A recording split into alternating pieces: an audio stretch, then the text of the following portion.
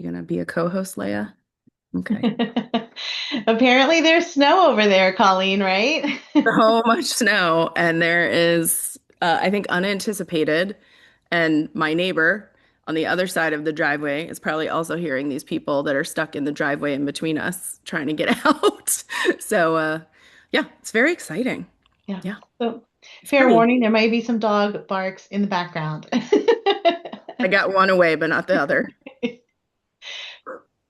And okay, so let's just start. Welcome, everyone. I'm thrilled to have you here with us today as we have this conversation with Colleen about her book, E equals MC squared. If you haven't received a copy yet, or don't have a copy yet, you can buy it wherever you buy books. Bookshop.org is an online space as well as Amazon. I don't know, Colleen, do you still have some to hand out like that people can purchase to get signed or no? Yep, I just bought 20 more because I'm doing a reading at Lehigh in a few weeks. So I Okay. wanted to have some for that.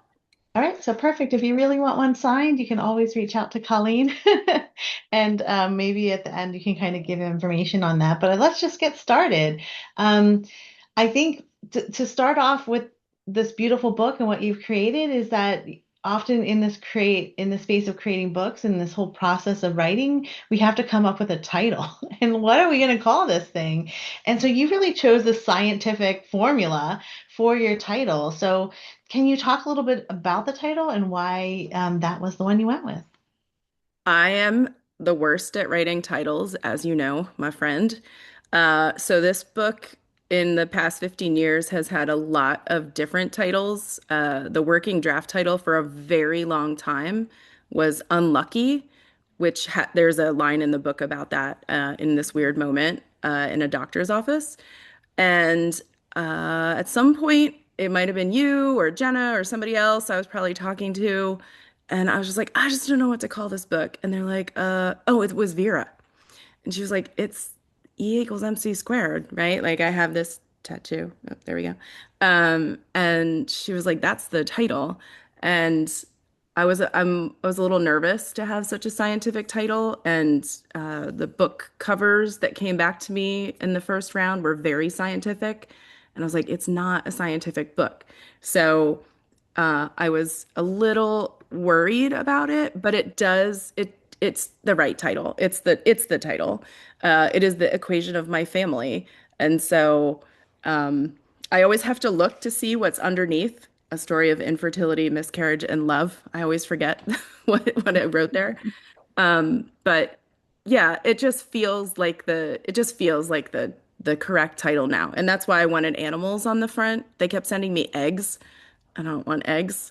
I don't want this to be focused on the scientific nature. It's kind of this weird balance, right? Because the book is about the scientific nature of this, but it's the personal part of it.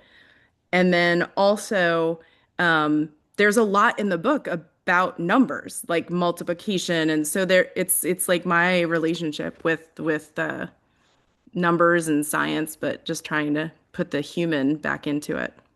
Yeah, awesome. I think again, it's a great combination because there is the science, there's science element to all of this as well, so that it's not it blends the two together. Thank you. Early reviews describe your writing as raw, real, embracingly intimate, and mention that you tear the glossy narrative off of reproductive grief. Mm, Would you be willing to share a passage that you feel captures that unflinching honesty? I think so. Um, so I picked a few, but I think maybe the I tried to pick some short things because, who wants to listen to a really long thing? But when I was reflecting on that question today, I picked this. It's really short and it's the section called pronouns. And I kind of forgot how much of this book is about how language fails us in this process. There's another chapter about miscarriage and about like playing with that word and what does it mean. But today, this passage is what spoke to me about that rawness. So, pronouns. I use her, and that's in italics. I use her sometimes because when I think about the baby, and earlier I talk about that word too and the complicatedness of it, I sometimes think that it, what a terrible pronoun, was a she. How can an unknown pronoun, it, something so vague with no antecedent in this case, cause so much pain and heartbreak? What I have learned is that language is a complete failure surrounding the loss of a baby. What was it? How did it happen? When did it die? If we rely on gender to personalize and we never knew the gender, my baby is relegated to the pits of semantic disparity, a linguistic lacuna, just like the spot inside of me where it/she once lived. I Nice think and that short. does really like hit that space of like really not only working with the language of it, but also then like the feelings that it related to that. And I think that was a great piece to read in there. Yeah. Um, so I think this is important to get out there at the very beginning as we move into this for those who haven't read the book yet. You mentioned that you give readers the happy ending right up front, Hmm. essentially telling them how the story ends before we actually experience your journey through this space. So what led you to make that, structural choice, and how did it shape the rest of the way that you told the story? Yes. That was that thinking about structure really unlocked my ability to tell this because one of my concerns was, I started this book before Ev existed. I'm using the copy that I wrote up to Ev.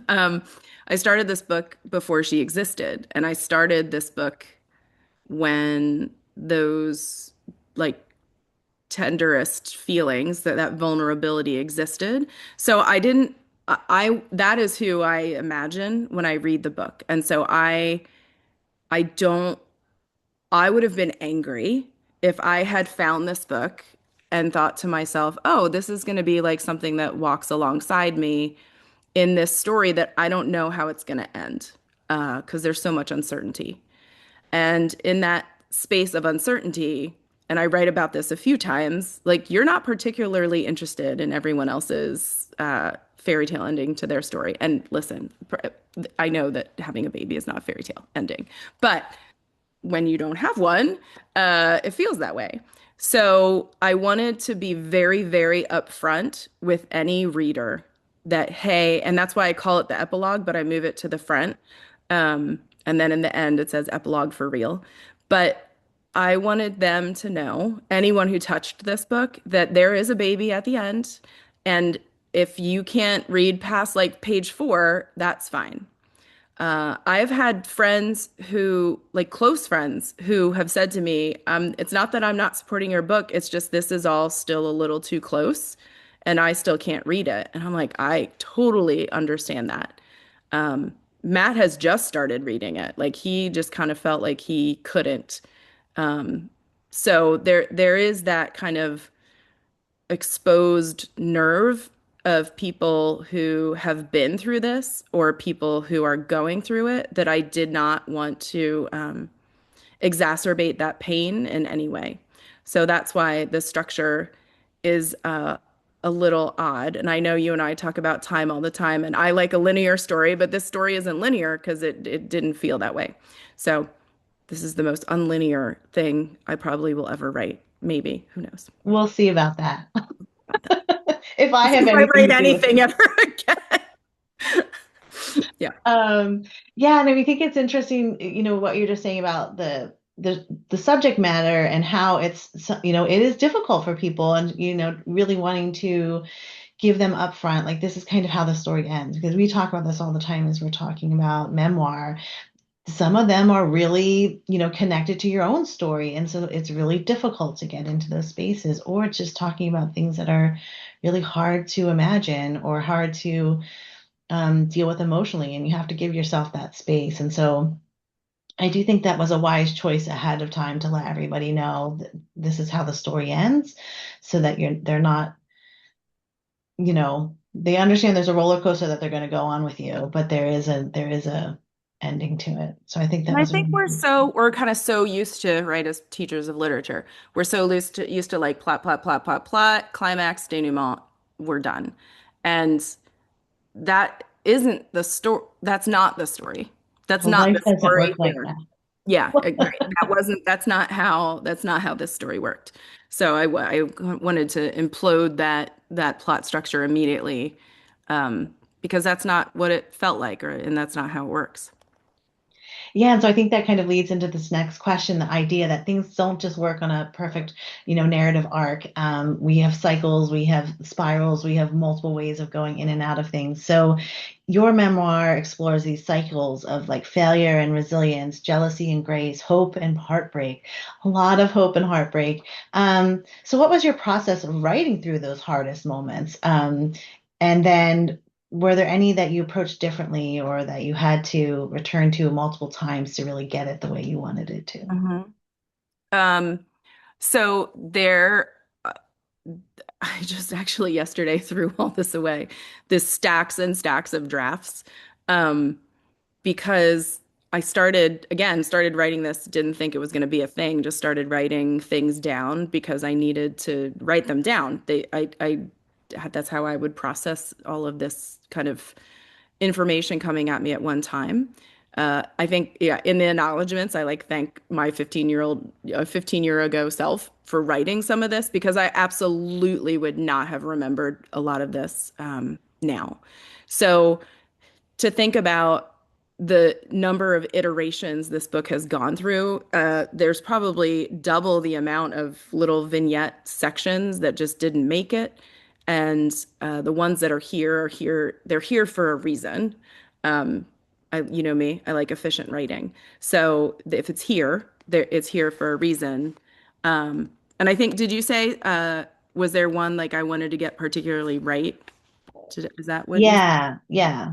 Um, yeah. So I was thinking about that and thinking about the vulnerability of just the book and it being in the world and the feedback I've gotten, and I think we'll talk about that too. But um, I'll read some of, I might not read all of it, but the numbers game part is a part like I wanted to really get right, which is what it feels like to sit there in this like liminal space of knowing and unknowing. So I'll just read it. I learned I shouldn't get excited, that the moment before the fall is the hardest, the pathetic moment where everyone else already knows the truth of the situation, but I can't seem to grasp it with them. With the first pregnancy, that gap was the longest, an entire weekend. The Friday night phone call said the baby wasn't going to come. I didn't understand that numbers really mattered, didn't know that I couldn't will my body to surge hormones over the course of the weekend. The numbers were supposed to have tripled, and mine weren't even close. I just thought I needed time. I went to the doctor for blood work on Sunday, thinking that maybe, just maybe, they were wrong. They would see that this baby was going to make it. I cornered Dr. Schillings in an exam room. She saw the hope in my eyes and gave it to me plain. What we wanted here was a number close to zero to make sure it wasn't an ectopic pregnancy. The arc of what we wanted shifted. It wasn't maybe the baby will still be viable. It was let's hope this baby didn't go all the way up the fallopian tube. So instead of a surge in the number, she told me I had to hope for a smaller number, to hope that my body was wise enough to know the baby wasn't going to work. I wept in the little room where I stuck out my arm, all tensed with grief and eventual understanding. No blood was coming from my arms. Nurses stuck me twice on both sides. Other women came in to talk with me. Nurse Delphine told me, wait until you have the baby. People will be all over you. You won't get a moment's peace. She hadn't looked at the orders to know why I was there. If the other nurse glared at her, I didn't see it. I was too busy trying to stay in the vinyl seat and not run, run, run forever. Because now I understood. Instead, I asked for a cup of water and took it into the bathroom. I rested the cup on my knees and curled my chest into my thighs. I cried quietly so the other women there, for the same reasons, didn't have to hear my embarrassing sadness. I didn't want the nurses to touch me anymore. I wanted to go home. I have no memory of leaving that day. Maybe Matt held my hand as I stood in the elevator. Maybe he paid the bill or they sent it to me. Maybe the radio was on Sleepy Hollow on WXPN. Maybe it was off. My memory restarted when I got to Wawa for gas and a vitamin water. I was still pregnant, just not enough pregnant. Hormones, hunger, thirst, emotion all still raced. I sat in my car alongside the gas pump and sobbed where no one could hear me. I didn't care if they could see me. It wasn't courage that got me back to the phlebotomist. It was a complete desire to get the fuck out of that place so I could grieve. So I could sit in my car in Keene without bringing all these doctors into the mix. I felt like such a cliche, the woman who cannot hold it together after getting bad news. I wanted out, and it meant blood being taken from my hand with a thin needle. All this just to see if the baby was going to leave the hard way or the easy way. Within moments, I shifted my course and hoped for a number close to zero. It amazes me how quickly one can discard hope. Forgot to put my glasses on. I can't believe I could see.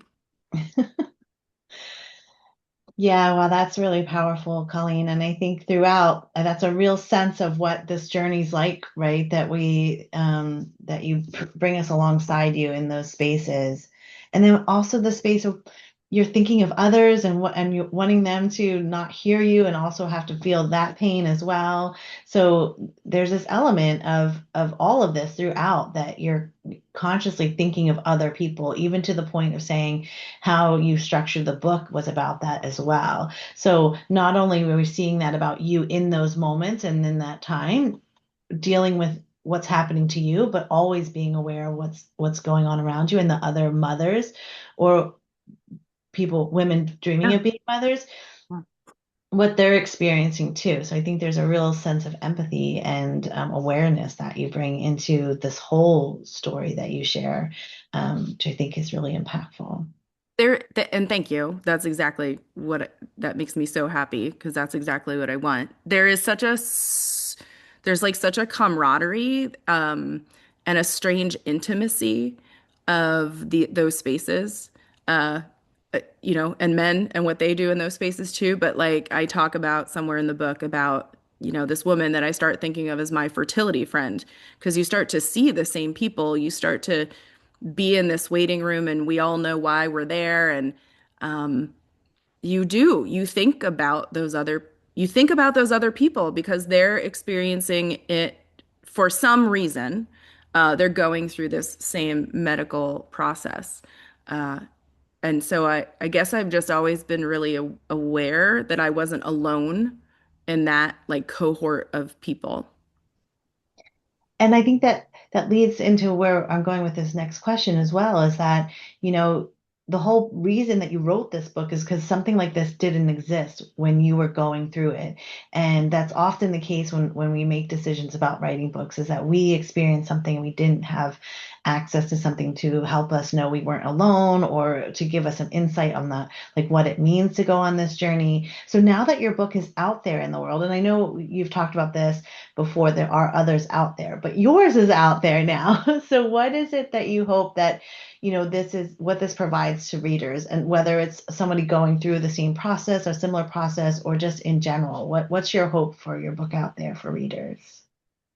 Yeah, there are more books. I was just in London at the Wellcome and they had a whole exhibit on birth and it was I can't get it out of my brain. Um, there was a piece of art of a woman who had embroidered a tunic with like women's anatomy and it had needles and it had an ectopic pregnancy and it told this whole story in a textile. And most of my students were at the other exhibit that we were there for, but a few of them were up with me and I stood in front of this piece of art and ex explained this story that this woman was telling through this textile, this tunic.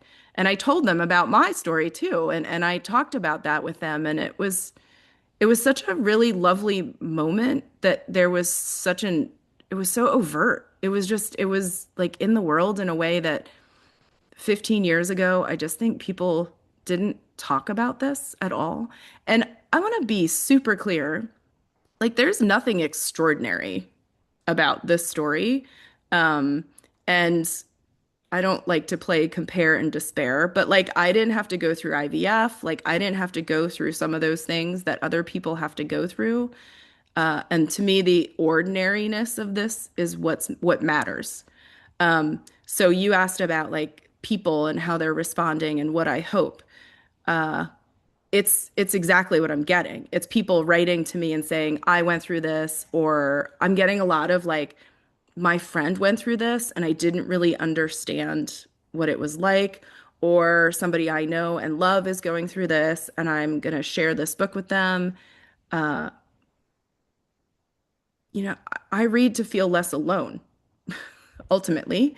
And so if this can make somebody feel less alone in what is a very lonely process, like I just talked about that camaraderie, but ultimately you're the only one and they're getting wanded and getting your blood taken and getting the phone call from the nurse. So there has been exactly what I hope for. And so while I am very aware that there are a lot more books about this because it's my job to pay attention. So I've been watching to see. I still think most people haven't read about this specifically. So while there are more, I'm really excited that maybe this is the book for some people that has unlocked some kind of understanding of what people just whisper about, like all the time, these like whispers. Now I'm getting emails that are those whispers that people are saying, "Oh, I went through this," or "Oh, yeah, I think that's." I mean, it's exactly what you want, as I think, to me at least, as a writer, is like, "Hey, this moved me for the afternoon it took me to read this. This moved me," and I've been hearing that a lot, which is really meaningful. Yeah. I think too, your book is so accessible, and the way that you share the story is, Mm. you know, it's not super technical. It doesn't get into like you allow breathing space for readers to move through your story as well. And I think that is true that it's and I've said this before on my podcast talking about your book when I interviewed for that is that um this is for anybody. Everybody should be reading this book because whether you are a husband and your wife is going through this, it's your friends going through it, the likelihood that somewhere, somehow, your life is also connected to those whispers is most likely true, right? Whether it's your own mother, or your grandmother, or your best friend, or your sister, right? Like there's this connection that I think women throughout the world are have had some connection to this one way or another. And so that's why I think it's so accessible as well.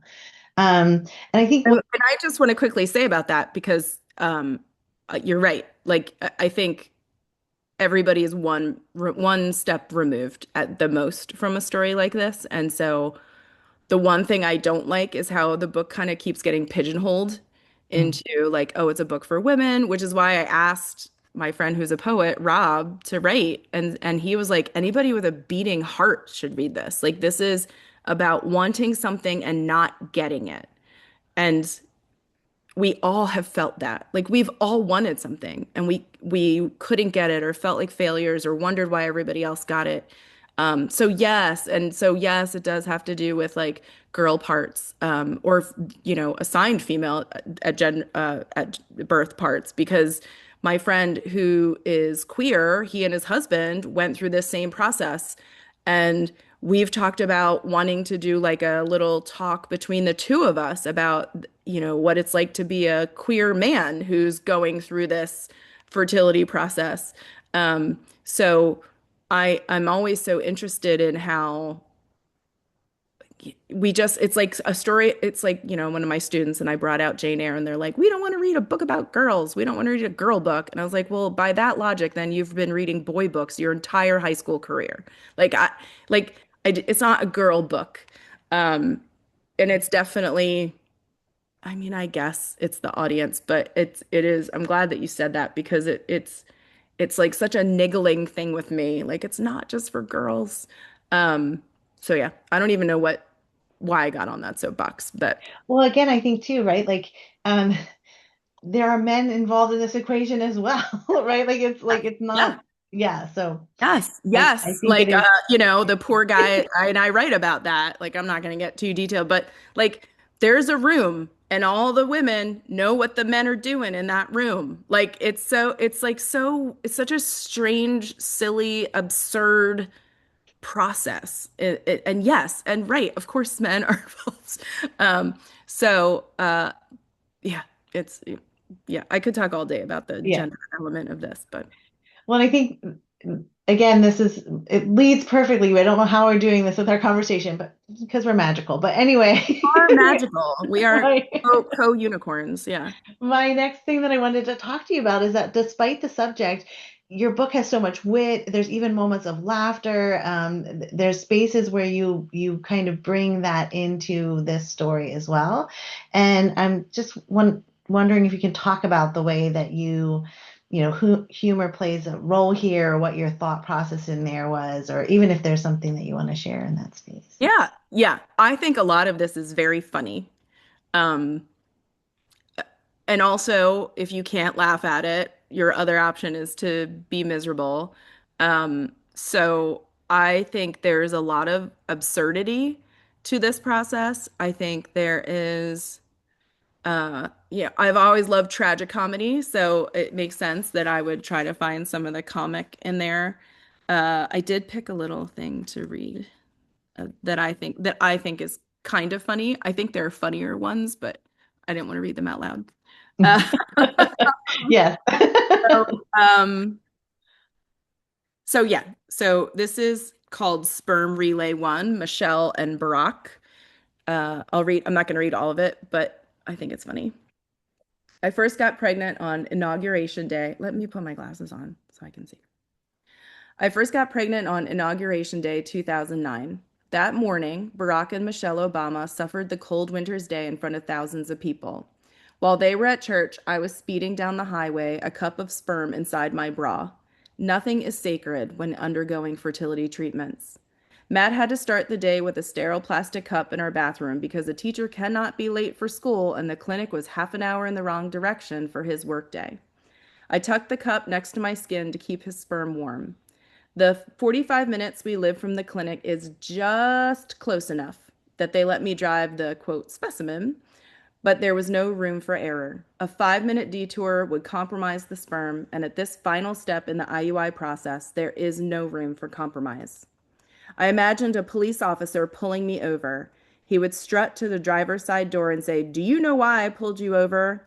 I had two plans: say, "Yes, please give me the ticket right now," or cry. Either option included me whipping out a cup of worm sperm from my bra as evidence of my need to speed.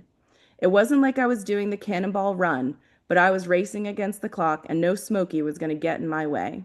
This sperm had a limited shelf life, and even tucked under my brown bra, ensconced under the warmest sweater I owned, those sperm were fading. Upon arriving at the clinic, the driver has to state what doctor she is going to see. Pediatricians and OBGYNs fill the office building. Cerberus sits in a little plywood shack. I have rolled my window down hundreds of times to say my doctor's name. I wonder if he feels bad for me, or if he even knows what kind of doctor she is. I already had my window down, the chilled wind coming in the car and toward the sperm when I got to Cerberus. I was losing seconds. He allowed me to enter the last leg of the sperm drive, me a chauffeur to this little cup that needed to be kept warm, a sperm chauffeur from the French chauffer to keep warm.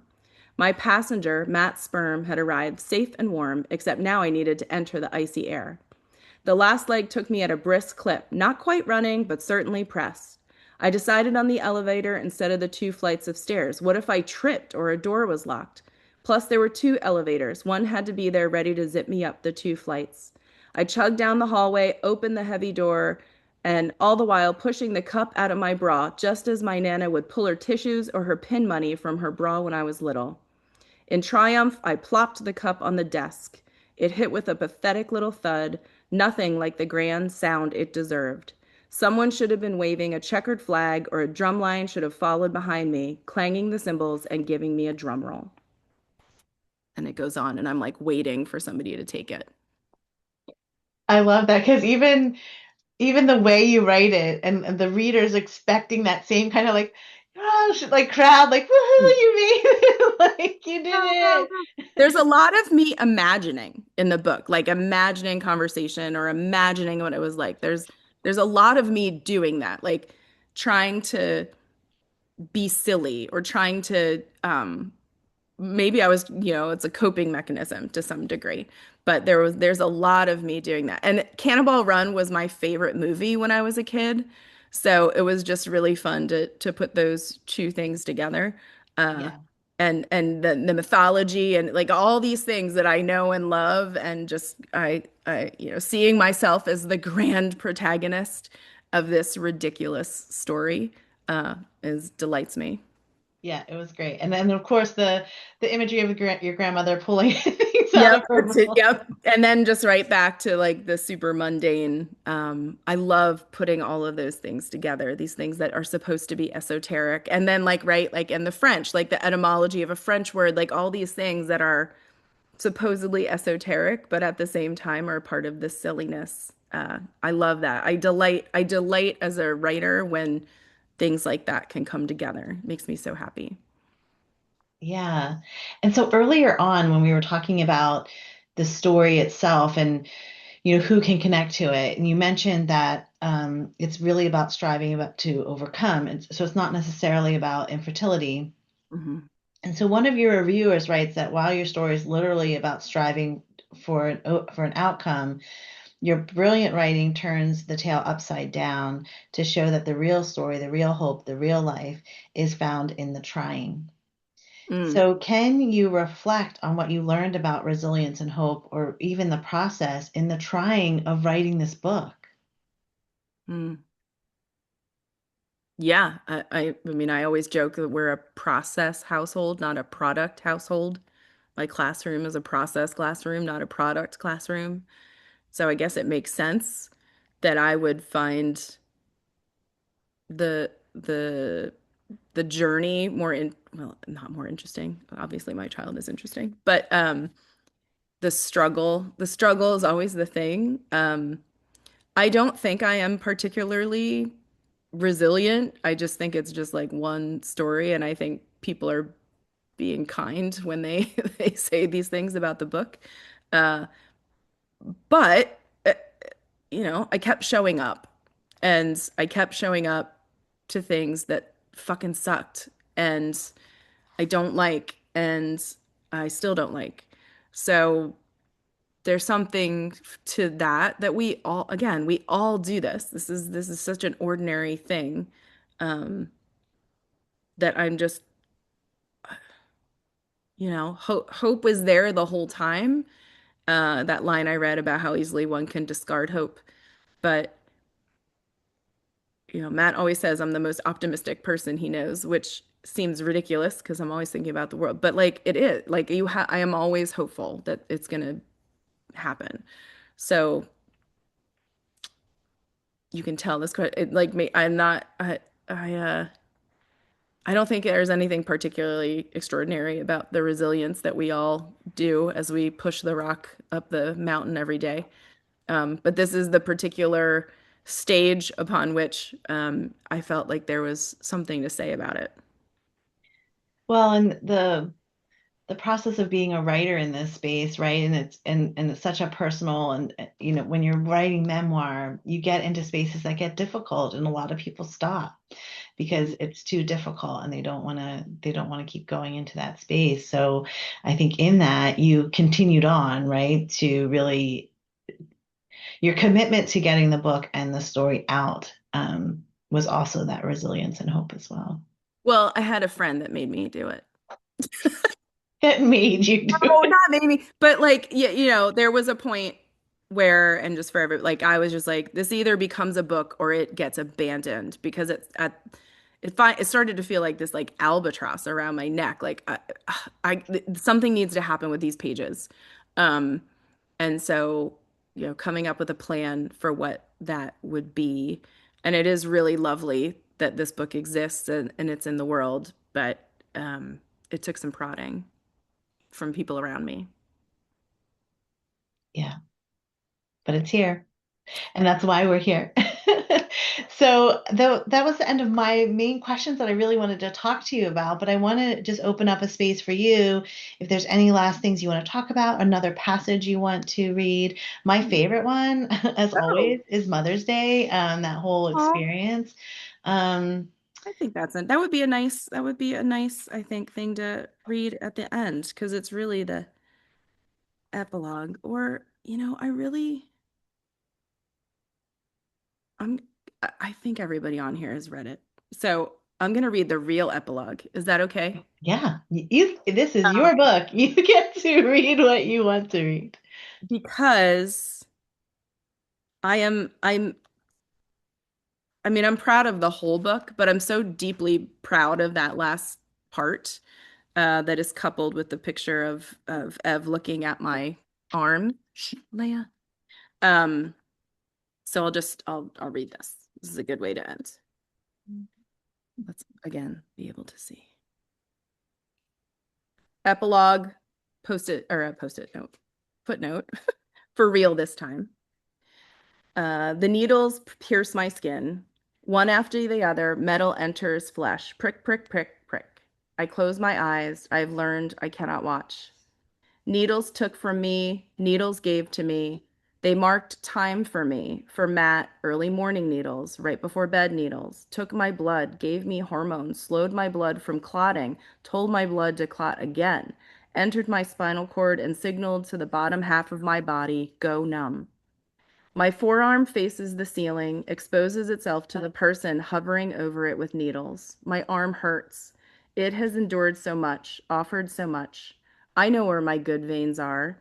I peek down and see them in the crook of my right arm. I stay still, always the good patient. I dare not budge and disrupt the process. It takes an hour. When I am told it is finished, I look down. Black ink outlined with little dots of blood. With time, it heals. I love I love that. I love that.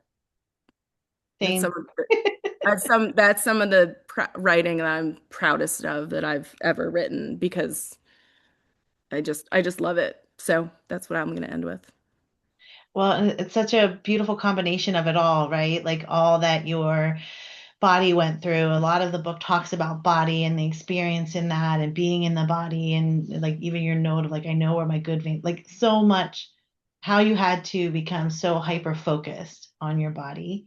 And then to take us to that point of producing E equals MC square on your skin, right? To and then producing the book with the same title to get out there in the world to share this story. Again, it's a beautiful important memoir that everyone should read, that not even if you're even have any idea about infertility or your experience infertility, like everybody should read this. It's brilliant. Reminder that you can get it on anywhere where you buy books, your local bookstore, bookshop.org, Amazon, or if you want a signed copy that you can contact Colleen and she can hook you up with one. You're the best. Thanks, Rebecca. All And right. thanks everybody for spending some part of your Saturday with us. Yes, thank you so much. It was a joy to have you all here with us during this conversation. A recording will be also available later if someone you know wanted to be here but they missed it. So Thanks, thank you, everybody. everybody.